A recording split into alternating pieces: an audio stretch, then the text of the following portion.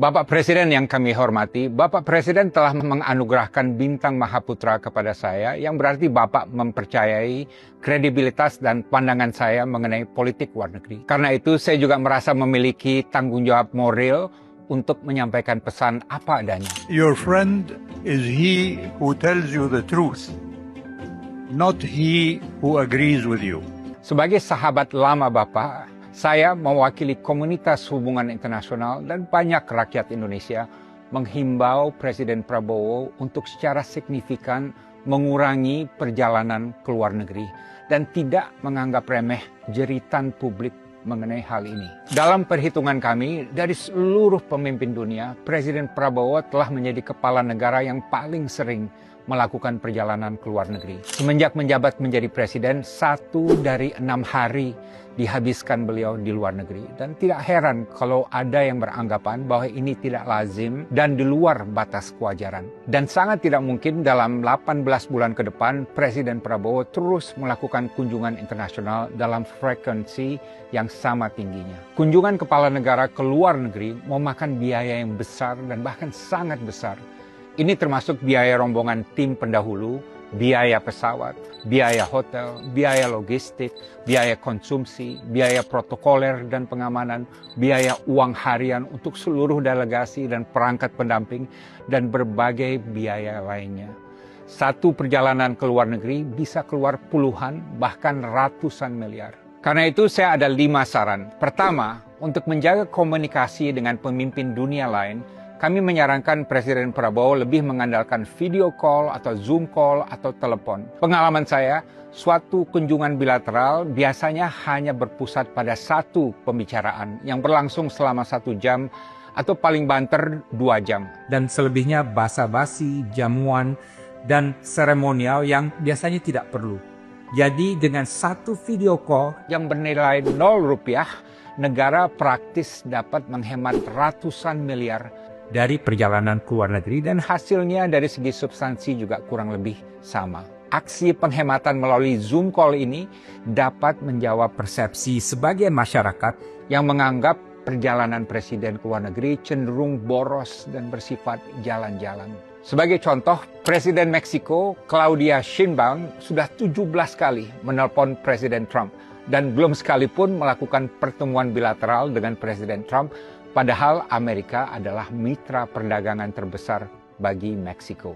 Dan dalam suatu kunjungan kerja ke Spanyol, Presiden Sheinbaum bahkan terbang naik pesawat komersil kelas ekonomi untuk memberikan teladan kepada rakyatnya bahwa penghematan yang diserukannya pada seluruh pemerintahannya juga berlaku bagi presiden di tingkat tertinggi. Kedua, untuk menghemat biaya dan waktu, kami juga menganjurkan agar Presiden Prabowo dapat memanfaatkan kunjungan ke suatu forum internasional untuk bertemu kepala negara lain yang juga hadir. Konon, sewaktu menghadiri sidang PBB di New York tahun lalu, Presiden Finlandia Alexander Stubb, yang merupakan pemimpin barat yang paling progresif dan pidatonya juga banyak disorot, meminta waktu untuk bertemu dengan Presiden Prabowo di New York, tapi tidak pernah direspon, entah kenapa. Dan dalam KTT ASEAN di Cebu, Filipina baru-baru ini, permintaan seorang kepala pemerintah negara ASEAN untuk mengadakan pertemuan bilateral juga tidak pernah direspon. Entah juga kenapa. Kami menyarankan istana menerapkan formula 1+8, yaitu dalam menghadiri forum internasional, misalnya ke Davos, atau PBB di New York, atau ASEAN, atau G20, dan lain sebagainya. Sembari menyampaikan pidato, Presiden juga bisa menerima atau bertemu paling tidak dengan 8 kepala negara lain yang juga hadir. Kenapa 8? Karena nampaknya angka 8 adalah favorit Presiden yang juga dikenal sebagai 08. Ketiga, saya juga berharap kunjungan internasional Presiden Prabowo dapat dilakukan secara profesional dan direncanakan dengan baik. Kami mengamati ada sejumlah kunjungan yang dilakukan secara spontan tanpa perencanaan dan tujuan yang jelas. Rencana kunjungan internasional Presiden secara garis besar perlu dipetakan setahun sebelumnya. Baik Seskap Teddy atau Menlu Sugiono perlu mengumumkan rencana kunjungan presiden ke suatu negara 1 bulan sebelumnya atau minimal seminggu sebelum hari H. dan diumumkan juga bersamaan dengan negara yang akan dikunjungi. Kunjungan Presiden ke Pakistan dan Rusia sewaktu bencana banjir Sumatera misalnya dilakukan tanpa ada informasi apapun kepada publik sebelum berangkat. Perlu pula diterapkan asas akuntabilitas dan transparansi Karena cukup sering publik tidak tahu Presiden ada di mana di luar negeri. Keempat, saya juga menganjurkan untuk 1 tahun ke depan Presiden Prabowo lebih banyak menerima tamu negara di tanah air ketimbang melakukan perjalanan ke luar negeri. Inilah yang dilakukan Presiden Tiongkok Xi Jinping yang jauh lebih banyak menerima tamu negara di Beijing ketimbang bepergian ke luar negeri. Kelima, saya juga mengusulkan agar ke depan sebagian besar misi diplomatik yang bersifat taktis dapat dioper ke Menlu Sugiono.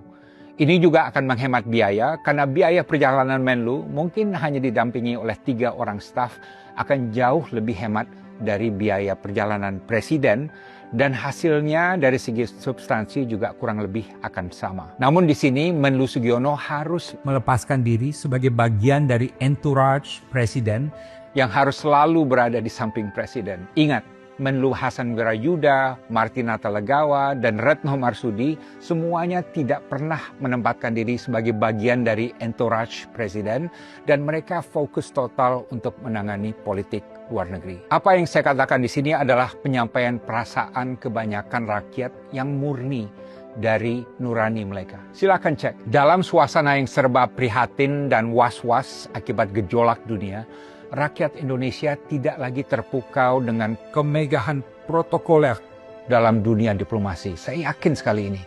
Rakyat mengharapkan pemimpin mereka bisa menunjukkan kepekaan dan kepatutan dalam melakukan perjalanan ke luar negeri. Saya Dino Patijalal, speak truth to power, speak truth to the people, wisdom without fear.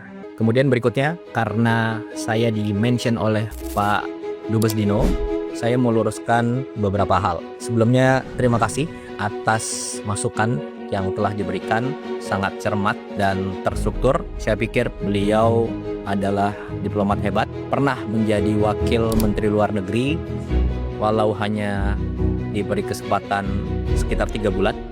Jadi yang pertama, masalah biaya bila ke luar negeri. Ini sudah dijelaskan beberapa kali. Jadi segala kelebihan biaya yang telah dianggarkan oleh negara itu sepenuhnya ditanggung oleh pribadi Presiden Prabowo. Kemudian yang kedua, jumlah rombongan. Ini sangat penting. Jumlah rombongan Presiden Prabowo itu sudah berkurang besar-besaran, lebih dari separuh dari periode sebelumnya. Jadi kalau dulu itu sekali keluar negeri bisa lebih dari 120 orang. Zaman Pak Dino seperti itu. Nah, zaman Presiden Prabowo jumlahnya antara 50 sampai 60 orang maksimal. Ini sudah banyak yang tahu, termasuk juga wartawan pasti tahu itu semua. Kemudian yang ketiga, jadwal harus 1 tahun sebelumnya. Jadi gini, perkembangan dunia global itu sangat dinamis, hari per hari. Nah, jadi ada jadwal tahunan dan ada jadwal yang mendesak sesuai kebutuhan dalam negeri dan luar negeri suatu negara, ya.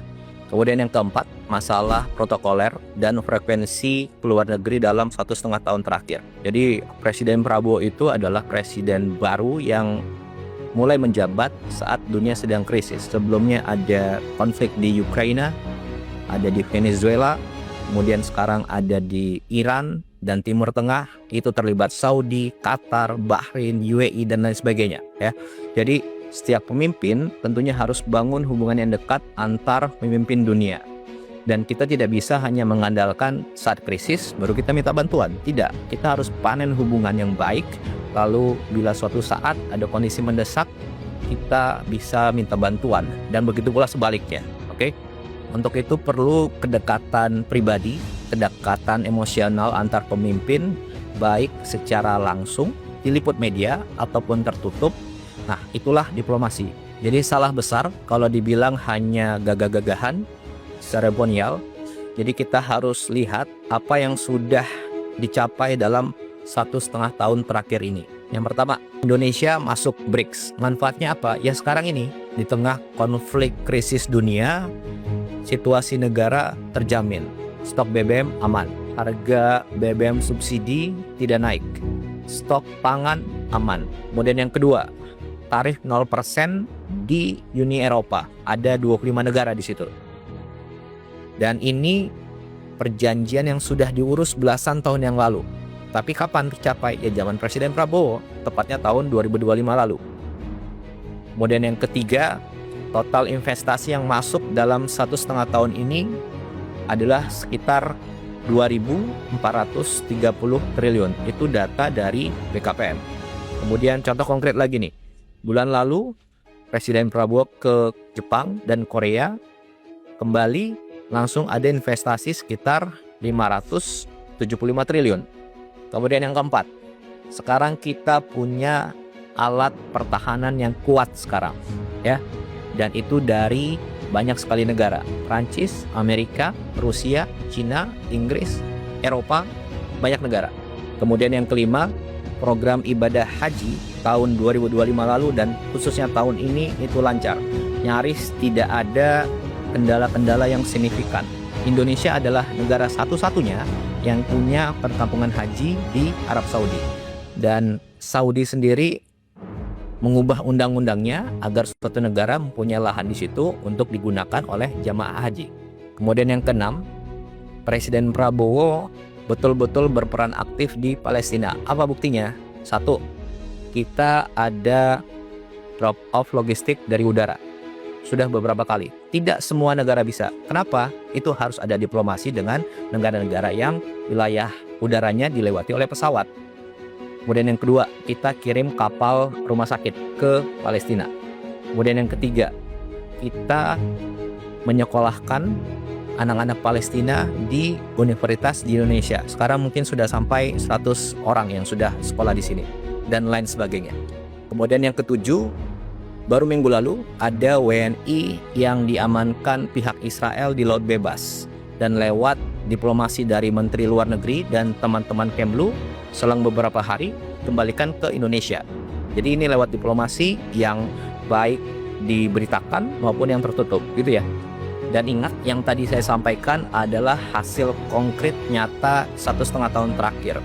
Dan semua itu adalah diplomasi yang dilakukan oleh Presiden Prabowo lewat berbagai macam cara, baik yang dipublikasikan maupun tidak dipublikasikan. Karena yang terpenting bagi kami adalah hasil konkretnya. Itu yang kita utamakan. Kemudian terakhir, masalah pertemuan dengan kepala negara lain di event-event tertentu. Jadi gini, pertemuan dengan kepala negara lain di suatu event itu yang menentukan adalah Bapak Presiden dan juga saran dari Menteri Luar Negeri. Dan beliau-beliaulah yang mengetahui mana yang prioritas, mana pertemuan yang harus diutamakan, mana pertemuan yang bisa langsung ataupun cukup menggunakan telepon, mana pertemuan yang perlu diberitakan, mana yang tidak diberitakan. Dan saya rasa semua diplomat hebat tahu itu. Jadi kurang elok rasanya kalau itu masih dipermasalahkan, ya. Jadi ruang untuk setiap masukan tentu kita terima, tapi jangan sampai kita mengaburkan fakta tentang semua hasil yang telah kita capai. Saya rasa itu.